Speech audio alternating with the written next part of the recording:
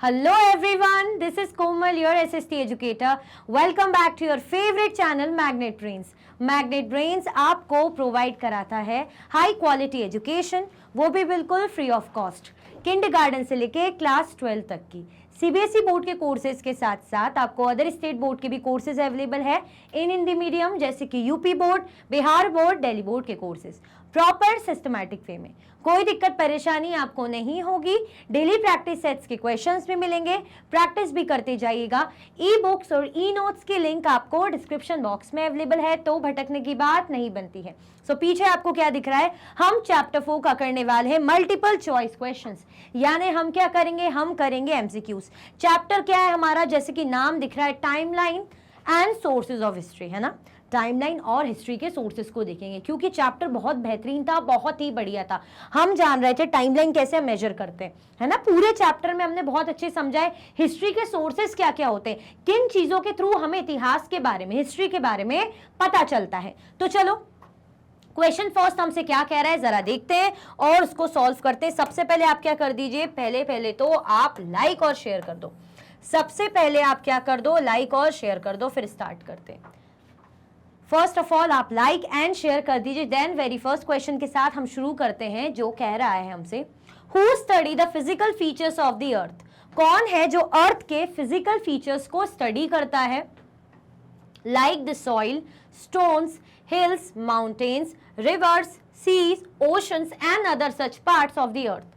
Who study the physical features of the earth? कौन है जो अर्थ के फिजिकल फीचर्स को स्टडी करता है, नेचुरल फीचर्स जो नेचर से मिले हैं। जैसे क्या क्या हो गया, मिट्टी, चाहे हम स्टोन्स की बात करें, हिल्स की बात करें, माउंटेन्स की, रिवर्स की, सी, ओशंस एंड ऐसे ही अदर पार्ट्स ऑफ द अर्थ।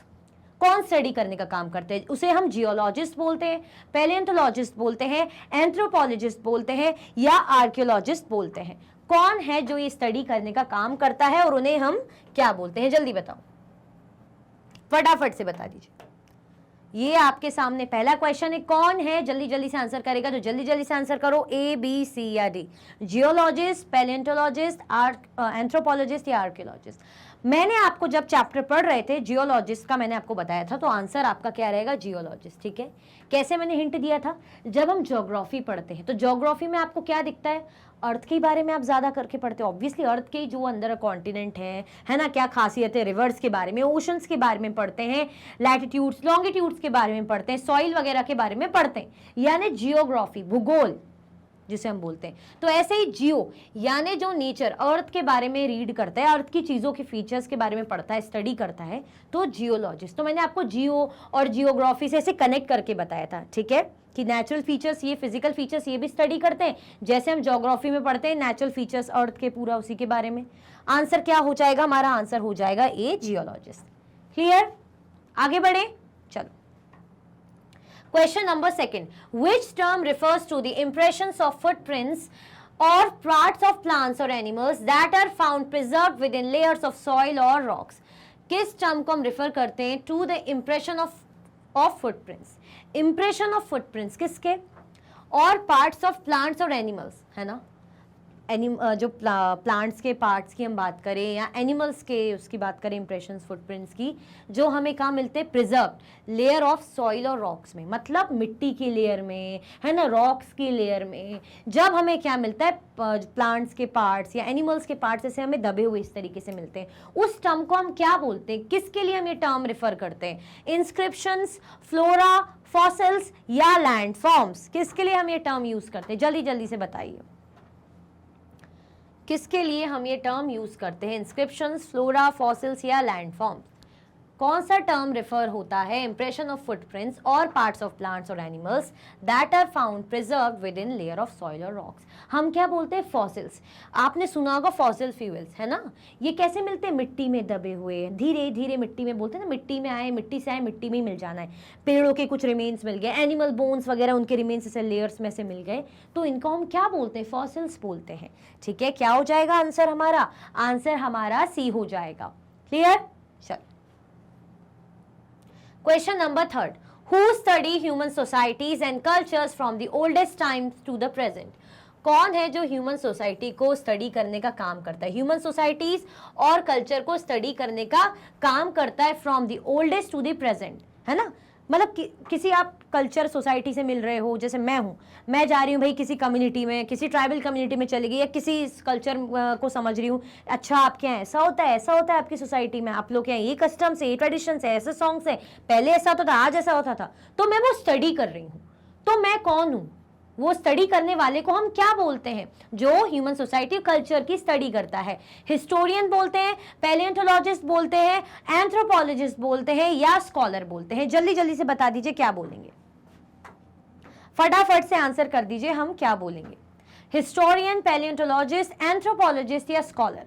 हमने सब चैप्टर में बहुत अच्छे से पढ़ा है ना, याद है कि नहीं? चैप्टर में बहुत अच्छे से पढ़ा हुआ है। जैसे जियोलॉजिस्ट देखा था अभी, ये किसके लिए टर्म यूज हो रहा है? जल्दी बताइए। ना तो हिस्टोरियन है, ना स्कॉलर है, अब या तो एंथ्रोपोलॉजिस्ट है या पैलियोंटोलॉजिस्ट है। तो क्या हो जाएगा आंसर? एंथ्रोपोलॉजिस्ट। ठीक है, हमने बहुत अच्छे से पढ़ा है चैप्टर में, आंसर हमारा है सी। क्लियर? चलो, question 4, which of the following calendar is commonly use world wide? इनमें से जो कैलेंडर कौन सा है जो हम वर्ल्ड वाइड कॉमनली यूज करते हैं, मतलब वर्ल्ड में, ऑल ओवर द वर्ल्ड कौन सा कैलेंडर सबसे ज्यादा यूज किया जाता है कॉमन? हम बोलते हैं कॉमन चीज है। Muslim calendar, Hindu calendar, Jewish calendar या ग्रेगोरियन कैलेंडर? कौन सा कैलेंडर सबसे ज्यादा कॉमनली हम यूज करते हैं? जल्दी जल्दी से बता दीजिए फटाफट से। Which of the following calendar is commonly used worldwide? Muslim calendar, Hindu calendar, Jewish या ग्रेगोरियन कैलेंडर? क्या होगा आंसर?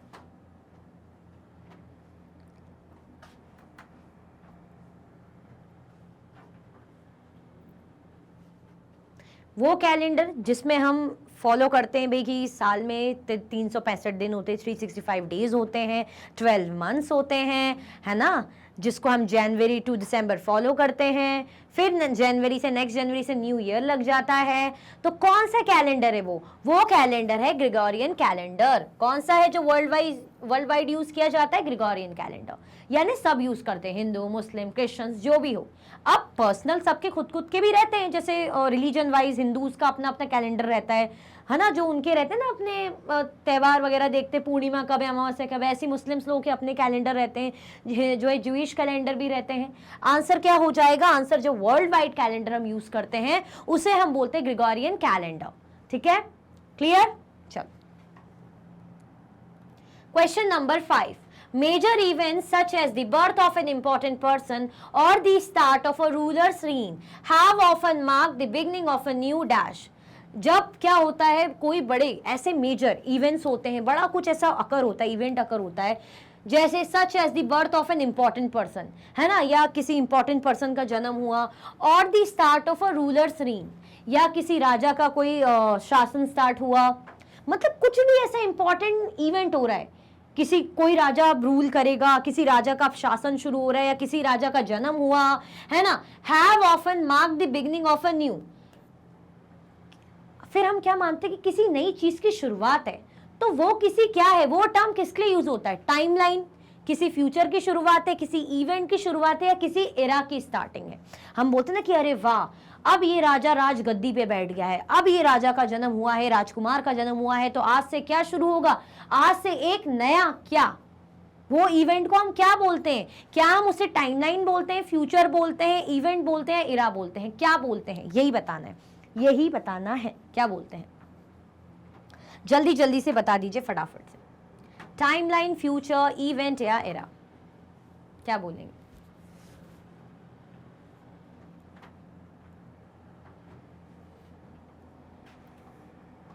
उसको हम क्या बोलते हैं? हम बोलते हैं एरा। क्या स्टार्ट हो रहा है? एक नया एरा स्टार्ट हो रहा है। क्लियर? आंसर क्या हो जाएगा? आंसर हमारा है डी। ठीक है, कोई कंफ्यूजन तो नहीं है? बढ़िया है सब? चलो, question number 6, in the West, the conventional year for Jesus Christ's birth has generally been taken to be the dash for the Gregorian calendar। West में, वेस्ट की हम बात करें, वेस्ट साइड, हम बोलते हैं वेस्टर्न कंट्रीज, वेस्ट में the conventional year for Jesus Christ birth, Jesus Christ के बर्थ का जो ईयर है ना, has generally been taken to be the dash for the Gregorian calendar. ठीक है, हम ग्रेगोरियन कैलेंडर की बात करते हैं कि भाई 365 दिन होते हैं, है ना, 12 महीने होते हैं, 12 मंथ्स होते हैं, जो है जनवरी, फरवरी, मार्च, अप्रैल, ऐसे मंथ्स के नेम होते हैं, ये सब हम फॉलो करते हैं। तो जीसस क्राइस्ट के जो बर्थ का ईयर है, जो साल, जो जन्म का साल है, उसको क्या लेके चलते हैं? क्या उसको उस कैलेंडर का स्टार्टिंग पॉइंट लेकर हम चलते हैं, एंडिंग पॉइंट मानते हैं, इंपॉर्टेंट पॉइंट मानते हैं, या अवेलेबल पॉइंट मानते हैं? मतलब ग्रेगोरियन कैलेंडर के लिए जीसस क्राइस्ट के बर्थ ईयर को हम क्या मानते हैं? Starting point, ending point, important point या अवेलेबल पॉइंट? जल्दी बताओ, बहुत अच्छा क्वेश्चन है, फटाफट से आंसर करो, बिना किसी कंजूसी के, जल्दी जल्दी दिल खोलकर आंसर कर दीजिए। Starting point, ending point, important या अवेलेबल पॉइंट? क्या होगा आंसर?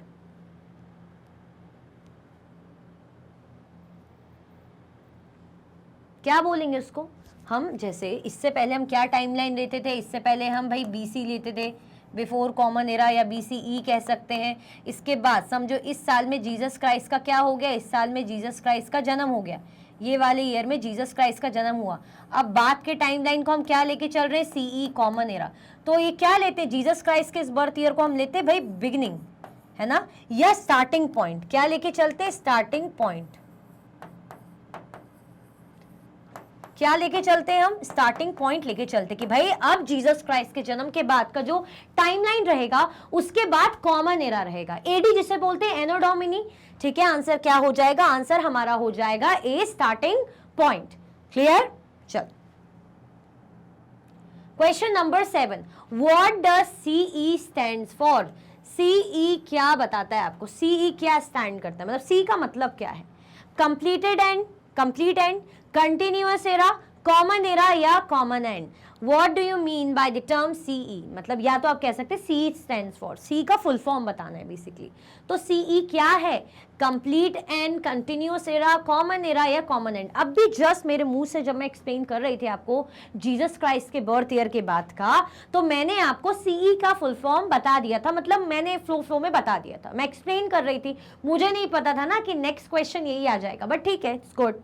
आंसर सॉल्व करने से मतलब है, चीजों को समझने से मतलब है ना। अगर मैंने बता दिया उसके बाद भी आप बता रहे, कोई परेशानी नहीं, कोई दिक्कत नहीं है। क्लियर? जल्दी बताओ, क्या बोलेंगे उसे? क्या बोलेंगे उसे? हम बोलते हैं कॉमन एरा। क्या बोलते हैं उसको? उसको हम लेके चलते हैं कॉमन एरा। आंसर हमारा क्या होगा? आंसर हमारा हो जाएगा सी। ठीक है, चलो, question number 8, which century is 2001 to 2100? कौन सी सेंचुरी हम बोलेंगे 2001 to 2100 के लिए, है ना? जब 2001 या 2100 का टाइम हम लेके चलेंगे तो कौन सी सेंचुरी को हम बताएंगे? 21st century, 20th century, 22nd century या century? Which century is 2001 to 2100? कौन सी सेंचुरी है? 21st century, 20th century, 22nd century या century?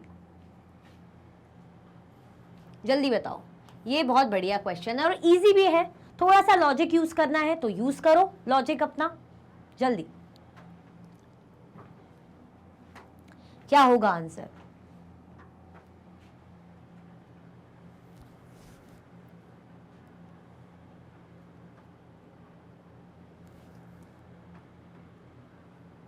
Twenty first century, 20th century, 22nd century या सेंचुरी? क्या होगा आंसर हमारा? हम इसको बोलेंगे, अभी जो क्या चल रहा है, अभी जो हमारा टाइम चल रहा है, हम बोलते 21वीं शताब्दी, 21st सेंचुरी चल रहा है। आंसर हमारा हो जाएगा ए, 21st सेंचुरी। अभी हम कौन सी सदी में जी रहे हैं? हम, आप, हम सब जो प्रेजेंट में हैं, हम 21st सेंचुरी में जी रहे हैं। ओके, कब तक चलेगी 21st सेंचुरी? 2100 तक चलेगी, है ना। जब साल चल रहा होगा 2100, अभी तो हमारा जो साल चल रहा है वो 2024 चल रहा है, अभी तो बहुत टाइम है। ठीक है, चलो, question number 9, a period of 1000 years is called? हजारों सालों का जब पीरियड रहता है उसको हम क्या बोलते हैं? डिकेड बोलते हैं, सेंचुरी बोलते हैं, मिलेनियम बोलते हैं, टाइमलाइन बोलते हैं। ये सब हमने चैप्टर में डिस्कस किया था। 10 ईयर्स के लिए क्या यूज होता है, 100 ईयर्स के लिए क्या यूज होता है, 1000 ईयर्स के लिए उस पीरियड को हम क्या बोलते हैं, वही हमें बताना है। डिकेड बोलते हैं, सेंचुरी, मिलेनियम या timeline. A period of 1000 years is called, क्या कहलाता है? डिकेड, सेंचुरी, मिलेनियम या टाइमलाइन।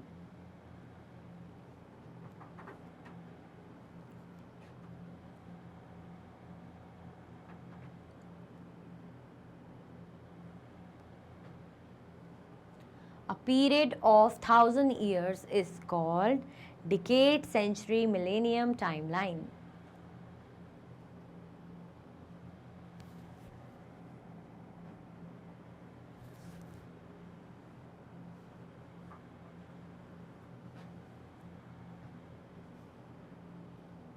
क्या बोलते हैं इसको हम? मिलेनियम। ठीक है, क्या बोलेंगे हम इसके लिए? कौन सा टर्म यूज करेंगे इसके लिए? हम टर्म यूज करेंगे मिलेनियम। आंसर हमारा हो जाएगा सी। क्लियर? चलो, question number 10। Many dash calendars rely on the positions of the sun and the moon to define the months of the year. Chinese, European, Indian या none of the above. मतलब इनमें से कौन सा option है, कौन सा कैलेंडर है जो सन और मून की यानी सूर्य और चंद्रमा की पोजीशन पर रिलाई करता है और उसके अकॉर्डिंग भाई महीनों और साल जो है, कैसे महीनों में, साल में महीने क्या रहेंगे, उसको डिफाइन करता है। हम बोलते ना कि सूर्य और चंद्रमा की दिशा देखकर, पोजीशन देख के, स्थान देख के हम बता पा रहे हैं कि ये कब होगा, वो कब होगा। तो ऐसे कौन से कैलेंडर रिलाई करते हैं सन और मून की पोजिशन पे मंथ्स को डिफाइन करने के लिए? Chinese calendars, European calendar, Indian calendar या नन ऑफ द अबव? जल्दी बताओ क्या होगा आंसर, फटाफट से बताइए। ए, बी, सी या डी?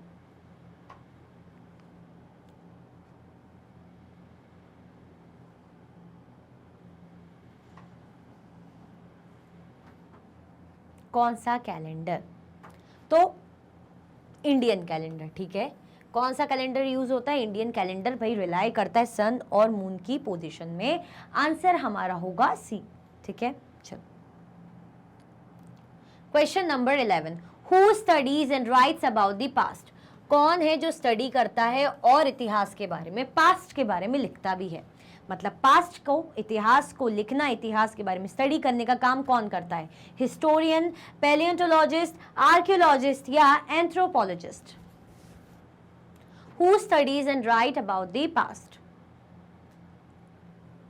फटाफट से बताइए।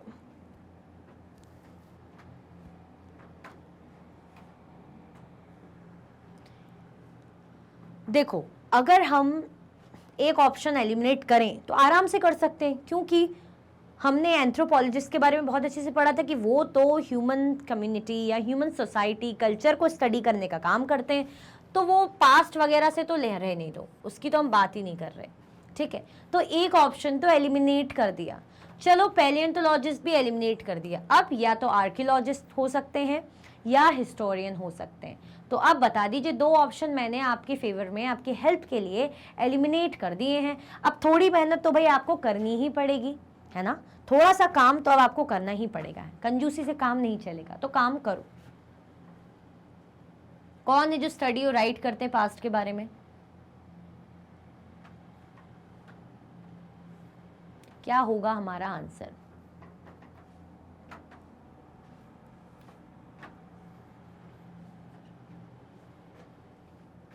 कौन है वो, किसको बोलते हैं हम? वो हिस्टोरियन। ठीक है, क्या होगा हमारा आंसर? हमारा आंसर हो जाएगा ए, हिस्टोरियन। क्लियर? चलो, question number 12। Which of the following is the branch of biology that studies how in plants, animals or humans certain features and characteristics get passed down from one generation to the next? Botany, genetics, habits, twins. Science की या sorry biology की, है ना? Bio एक subject होता है, आप सुनेंगे जब आगे बड़ी क्लासेस में जाएंगे, 9, 10th वगैरह में, है ना? तब से आपको बायो सब्जेक्ट सुनने को मिलेगा। साइंस में आपको, अभी तो आप साइंस पढ़ते हैं, फिर आपको जब 9, 10th में चले आओगे तो आपको फिजिक्स, केमिस्ट्री, बायो ऐसा रहेगा।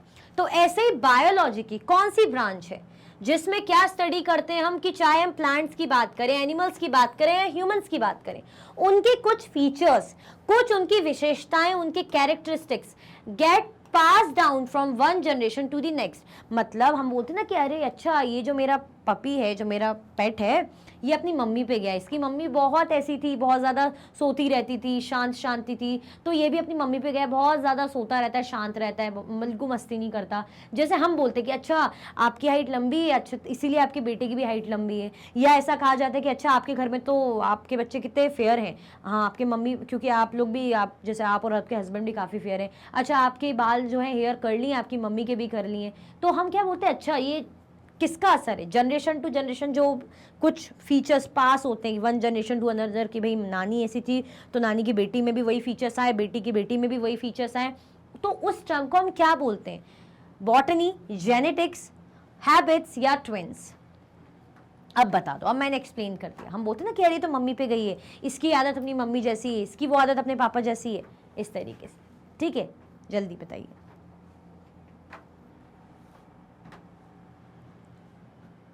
कौन सी ब्रांच है वो बायोलॉजी की?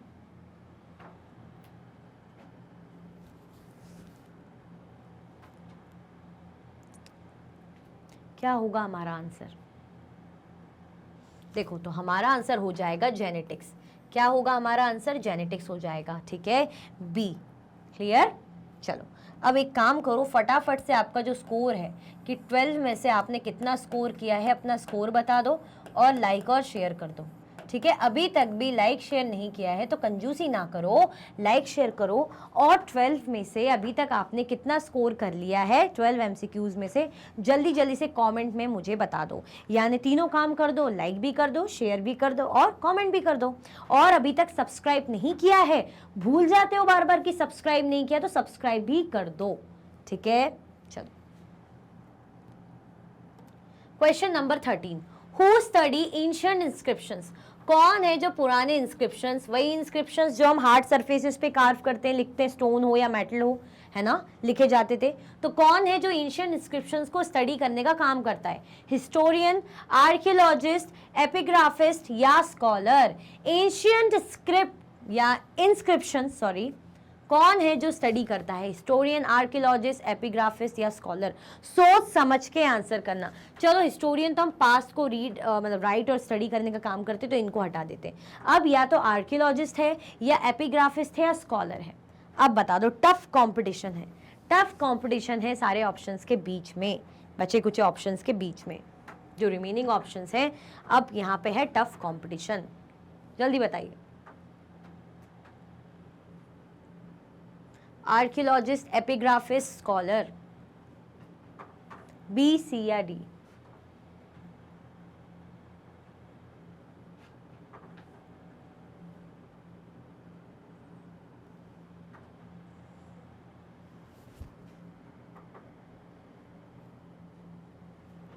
क्या होगा आंसर? देखो आंसर हमारा हो जाएगा एपिग्राफिस्ट। ठीक है, ये बुक में देखना आपको दिया हुआ है बहुत अच्छे से। क्या हो जाएगा हमारा आंसर? एपिग्राफिस्ट। आर्कियोलॉजिस्ट नहीं, नो। ठीक है, जो स्टडी करता है एंशिएंट इंस्क्रिप्शंस को, क्योंकि इंस्क्रिप्शंस पे क्या लिखा होता है, कौन सी लैंग्वेज, कौन सी स्क्रिप्ट यूज की जाती है, इतना ईजी नहीं होता ना, हर कोई थोड़ी समझ पाता। आर्कियोलॉजिस्ट तो खुदाई करके सोर्सेज को जानते हैं, उसको स्टडी करते हैं, लेकिन अगर इंस्क्रिप्शंस को जो स्टडी कर रहा है, प्रॉपर रीड कर रहा है कि भाई हाँ अशोका के जैसे इंस्क्रिप्शंस, तो अशोका ने इंस्क्रिप्शंस पे ये लिखवाया, वो लिखवाया, ये हमें सीख दी, ये बताया गया, तो इतना रीड करके समझने का उसको उसके लिए भी अलग कोई होता है। तो वो कौन होते हैं? एपिग्राफिस्ट, जो इस चीज़ में एक्सपर्ट होते हैं, प्रो होते हैं, एंशिएंट इंस्क्रिप्शंस को स्टडी करते हैं। अब वो इंस्क्रिप्शंस प्रकृत या कोई भी लैंग्वेज स्क्रिप्ट में लिखी जा सकती है। आंसर क्या हो जाएगा? सी। ठीक है, चलो question number 14, modern humans dash have walked the planet for about 3 lakh years. अब जो मॉडर्न ह्यूमंस, या हम बात करें किसके लिए यूज हो रहा है वो मॉडर्न ह्यूमंस, जो पृथ्वी पे आए थे, है ना, लगभग 3 लाख सालों पहले, अगो कर लो, 3 लाख ईयर्स अगो, ऐसा हम कह सकते हैं। जल्दी बताओ। होमोसेपियंस बोलते हैं उन्हें, होमियोसेपियन बोलते हैं, होमोसेपियंस बोलते हैं, ऑल ऑफ द अबव। क्या बोलेंगे उनको? वो मॉडर्न ह्यूमंस को हम होमियोसेपियंस बोलते हैं या होमियोसेपिन बोलते हैं, होमोसेपियंस बोलते हैं, या ऑल ऑफ दी अबव? जल्दी बताओ।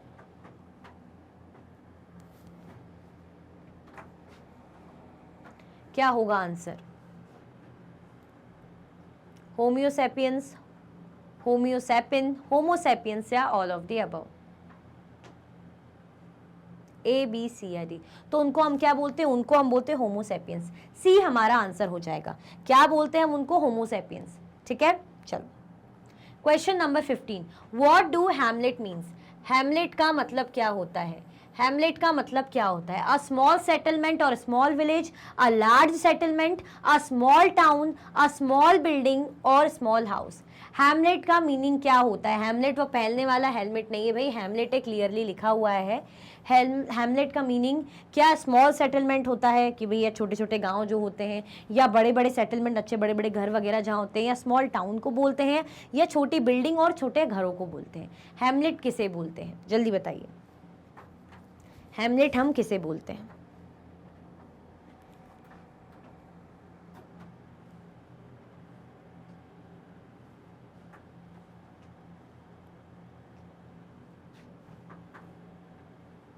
फटाफट से बता दीजिए।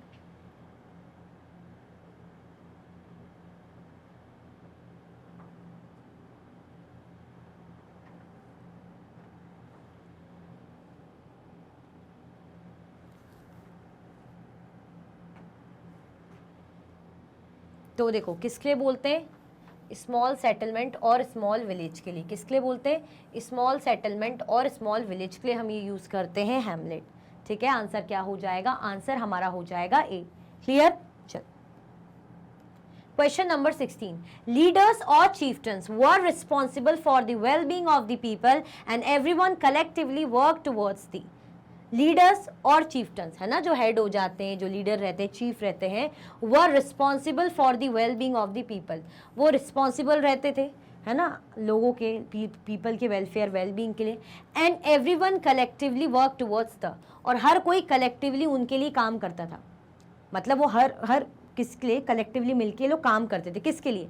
कम्युनिटीज़ की लाइफ के लिए, जो कम्युनिटी के लोग थे उनकी ज़िंदगी के लिए, या कम्युनिटी के वेलफेयर के लिए, कम्युनिटी के अच्छे के लिए, भाई हर तरीके से सब बढ़िया रहे, या कंट्री के वेलफेयर के लिए, या फैमिली के वेलफेयर के लिए काम करते थे। किसके लिए ये लोग काम करते थे? जल्दी बताओ फटाफट से। ए होगा, बी होगा, सी होगा, या डी होगा? सोच समझ के आंसर देना कि लीडर्स और चीफटन्स रिस्पॉन्सिबल रहते थे पीपल के वेल बीइंग के लिए और कलेक्टिवली काम करते थे। किसके लिए? कम्युनिटी की लाइफ के लिए, कम्युनिटी के वेलफेयर के लिए। चलो, कंट्रीज का वेलफेयर और फैमिली वेलफेयर, ये मैं आपकी हेल्प के ऑप्शन एलिमिनेट कर देती हूँ। अब दो बचे, सोच समझ के आंसर करना, या तो कम्युनिटी की लाइफ के लिए या कम्युनिटी के वेलफेयर के लिए। अब आप बता दीजिए फटाफट से, सिर्फ लाइफ के लिए सोचेंगे या पूरा वेलबींग, पूरे वेलफेयर के लिए सोचेंगे? जल्दी जल्दी से बताइए क्या होगा आंसर, फटाफट से। आंसर क्या होगा हमारा भाई? हमारा आंसर हो जाएगा कम्युनिटी के वेलफेयर के लिए। आगे बढ़े, चलो question number 17, over long ages the earth climate has gone through many. बहुत सालों से, बहुत एजेस है ना, बहुत टाइम से जो हमारा अर्थ का क्लाइमेट है, जो हमारी अर्थ की जलवायु है, हमारा अर्थ का क्लाइमेट है, has gone through many what?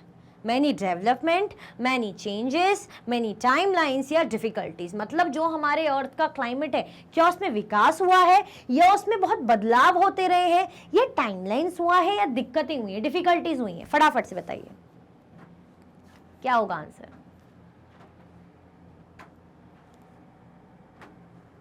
A, B, C या डी?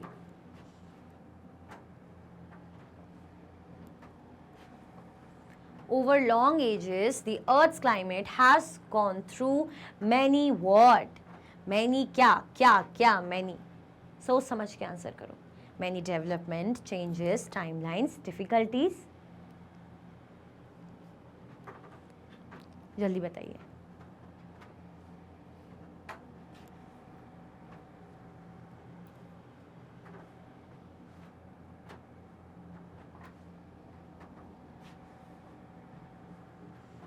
क्या होगा हमारा आंसर? चेंजेस हुए भाई, बदलाव बहुत हुए हैं, है ना। पहले कैसा था हमारे यहाँ, मतलब स्टार्टिंग की बात करें बहुत सालों पहले, बहुत बहुत बहुत बहुत बहुत सालों पहले आइस एज आई थी। आइस एज, सब कुछ ठंडा, बिल्कुल बर्फ की चादर बिछ गई थी। फिर बहुत सालों बाद उसके क्या हो गया, आइस एज खत्म हुई, टेम्परेचर जो क्लाइमेट है वार्म होने लग गया है ना। तो पहले जो क्लाइमेट था वो आज जो हम कह रहे हैं, आज जैसा क्लाइमेट हम फेस करते हैं, पहले ऐसा नहीं था, बहुत फ्लक्चुएशंस हुए। और आज का जो क्लाइमेट है ना, अगर हम देखेंगे लगभग 50 ईयर्स बाद, या कह सकते चलो 50 भी, 100 ईयर्स बाद, सेंचुरी की बात समझ लो, तो पहले उस टाइम के लोग पता क्या बोलेंगे, अरे 100 साल पहले उस टाइम पे 2024 के टाइम जो क्लाइमेट था वो अलग था। हाँ, क्लाइमेट चेंज होता है, तो अर्थ में बहुत सारे जो है हम कह सकते चेंजेस हुए हैं, हमारे क्लाइमेट को लेकर बदलाव हुए हैं। ठीक है, आंसर क्या हो जाएगा, चेंजेस। अब ये डेवलपमेंट कुछ नहीं कहेंगे, टाइमलाइन क्या होता है, डिफिकल्टीज नहीं, चेंजेस हुए हैं। ठीक है, चलो question number 18, which of the following is an archaeological sources, इनमें से कौन सा जो है आर्कियोलॉजिकल सोर्सेज है। अगर आपको याद हो, हमने बहुत अच्छे से सोर्सेज के बारे में पढ़ा था, अलग अलग टाइप के सोर्सेज देखे थे, चाहे हम लिटरेरी सोर्सेज की बात करें, है ना, टेक्स्ट वाली, या हम आर्कियोलॉजिकल सोर्सेज की बात करें, अदर टाइप के सोर्सेज भी हमने देखे थे, बहुत सारे सोर्सेज देखे थे हमने। अब वैसे ही हमसे कहा जा रहा है कि आर्कियोलॉजिकल सोर्सेज का कौन सा इसमें से आर्कियोलॉजिकल सोर्सेज है, जो आर्कियोलॉजिस्ट जो ढूंढ के निकालते हैं, आर्कियोलॉजी के थ्रू मिलता है। ओरल सोर्सेज है, आर्टिस्टिक सोर्सेज है, ट्रेवलॉग्स हैं, या कॉइन्स हैं, इनमें से कौन सा आर्कियोलॉजिकल सोर्सेज का पार्ट है, जल्दी बताइए।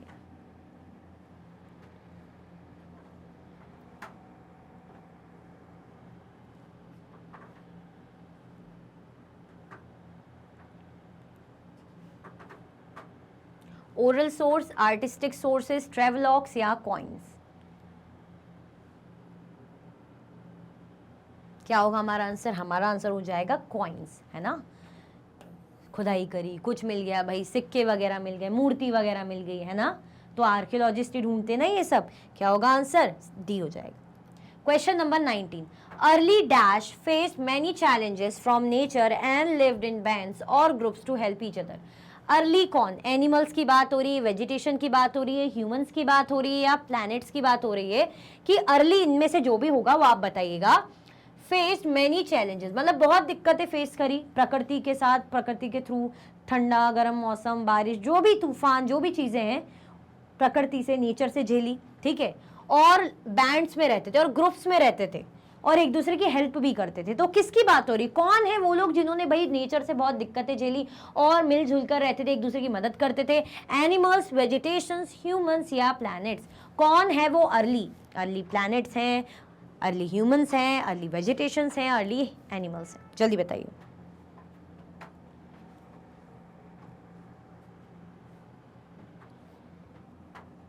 फटाफट से बताइए। एनिमल्स, वेजिटेशंस, ह्यूमंस, प्लैनेट्स, क्या होगा आंसर।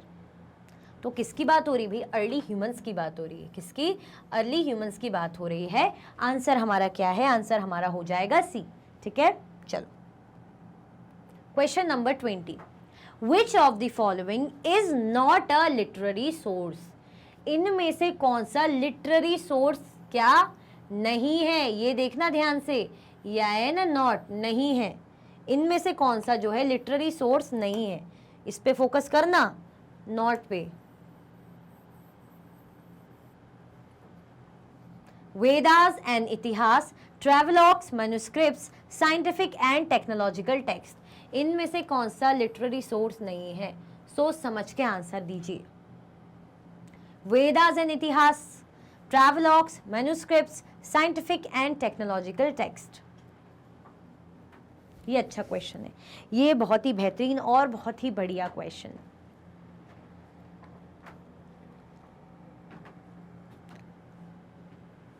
ए, बी, सी या डी,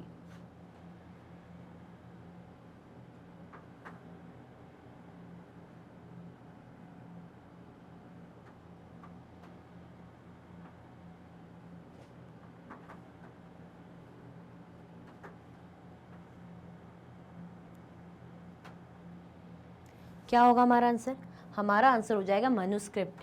ठीक है, क्या होगा? मनुस्क्रिप्ट, लिटरेरी सोर्सेस, है ना, जो हमें कहीं लिखे हुए मिल गए, है ना, टेक्स्ट के थ्रू, बुक्स के थ्रू। तो जैसे वेद में मिल गया तो वेद एक टेक्स्ट है, इतिहास वगैरह में मिल गया तो ये लिटरेरी सोर्स आएंगे।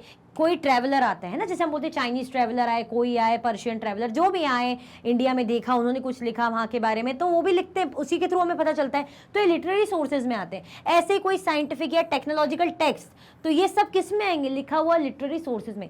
लेकिन मैन्युस्क्रिप्ट्स क्या है? ये लिटरेरी सोर्सेज नहीं है ना, ये लिटरेरी सोर्सेज नहीं है। तो हमारा आंसर क्या हो जाएगा? जो नहीं है वही सही है, क्या नहीं है? मैन्युस्क्रिप्ट। क्लियर? तो अब अपना स्कोर 20 में से बता दीजिए कितना हुआ। जल्दी जल्दी से 20 में से अपना स्कोर बताओ। और अभी तक भी लाइक नहीं किया तो जल्दी जल्दी से लाइक, शेयर और सब्सक्राइब भी कर दो। लाइक, शेयर और सब्सक्राइब भी कर दो फटाफट से, ठीक है? इसी के साथ हमारे इंटरेस्टिंग से, बहुत ही बढ़िया से 20 MCQs एंड होते हैं। आई होप चैप्टर भी बढ़िया तरीके से आपको रिकॉल हो गया होगा। तो लाइक, शेयर, सब्सक्राइब करना आपको बिल्कुल भी नहीं भूलना है। ये वीडियो एंड होती है। अगर आप और भी वीडियो के लेक्चर्स देखना चाहते हैं तो आप मैग्नेट ब्रेन्स के यूट्यूब चैनल, एप्लीकेशन और वेबसाइट से देख सकते हैं। ई नोट्स और ई बुक्स के लिंक आपको डिस्क्रिप्शन बॉक्स में अवेलेबल है। ये सारे हाई क्वालिटी के कोर्सेज हैं, जैसे कि CBSE board, Delhi board, Bihar board, UP board, MP board, Rajasthan board, Vedic maths, crash course, spoken English courses अच्छी क्वालिटी में और 100% फ्री अवेलेबल है। आप हमें सारे प्लेटफॉर्म पर भी फॉलो कर सकते हैं, जैसे कि क्या क्या दिख रहे हैं आपको प्लेटफॉर्म? यूट्यूब है, फेसबुक है, इंस्टाग्राम है, एक्स है और व्हाट्सएप। लाइक, शेयर, सब्सक्राइब करना बिल्कुल भी ना भूलें। अपना ख्याल रखें। Thank you so much for watching.